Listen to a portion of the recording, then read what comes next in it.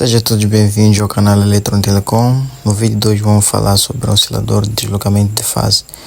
Esse oscilador de deslocamento de fase, nós vamos ver como é que ele funciona, como é que nós podemos determinar ele. Este vídeo basicamente vamos fazer uma simulação usando o simulador LT Spice, como nós podemos ver a seguir.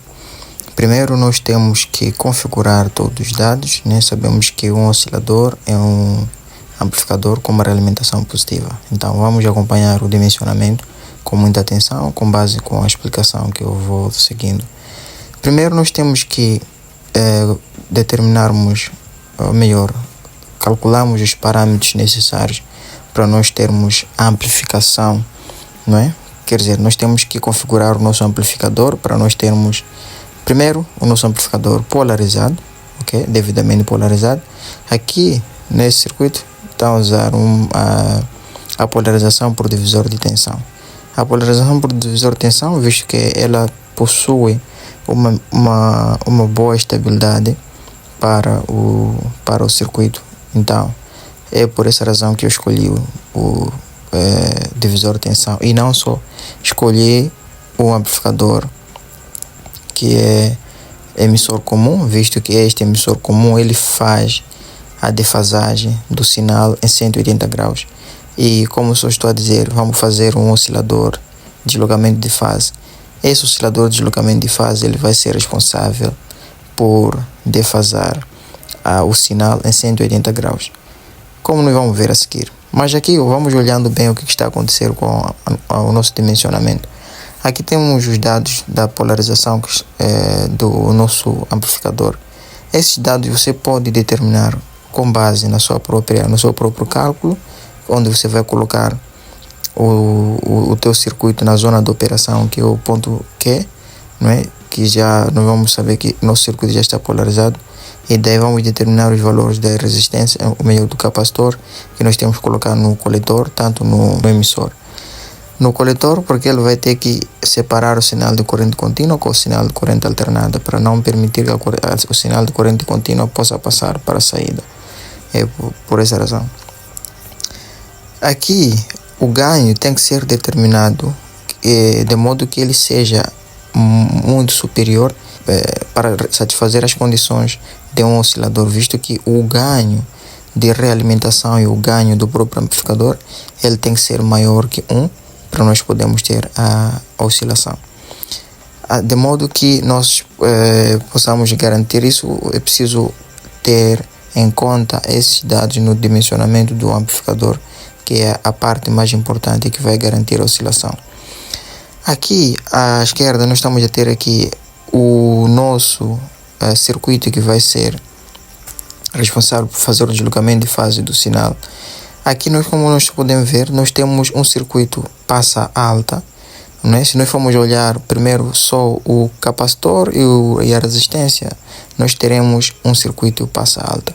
O atraso do sinal que vamos ter na saída, ele quando passa pela primeira malha, que é este primeiro capacitor e a resistência, nós teremos uma defasagem de 60 graus primeiro.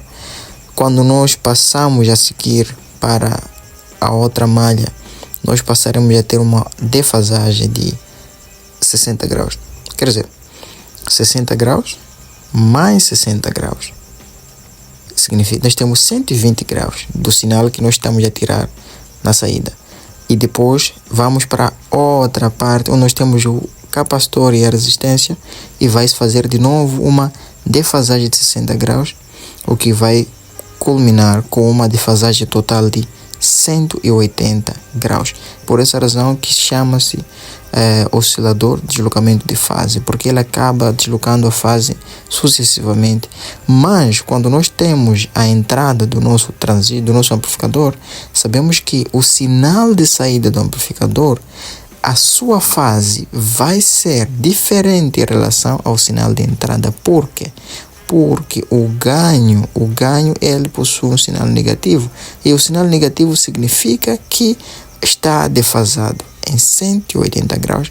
Por essa razão que ele tem uma defasagem a partir do circuito que faz deslocamento de fase de 180 graus. Enquanto o amplificador configurado no modo emissor comum, ele acaba defasando também em 180 e nós acabamos tendo um resultado final do sinal que vamos ter na saída de 360 graus, ou 0 graus, o que respeita a regra, não é? As condições para que um circuito possa oscilar. São duas condições. Primeiro, o ganho tem que ser maior que 1 e a fase tem que ser, o sinal de saída, nós temos que ter 360 graus ou 0 graus. Por essa razão, nós vamos conseguir ter uma oscilação constante. Para garantir que a oscilação seja constante, isso depende muito mais com a estabilidade do próprio amplificador. Por isso, se o amplificador não for estável, significa que as oscilações não serão estáveis. Podemos acompanhar o desenvolvimento da simulação.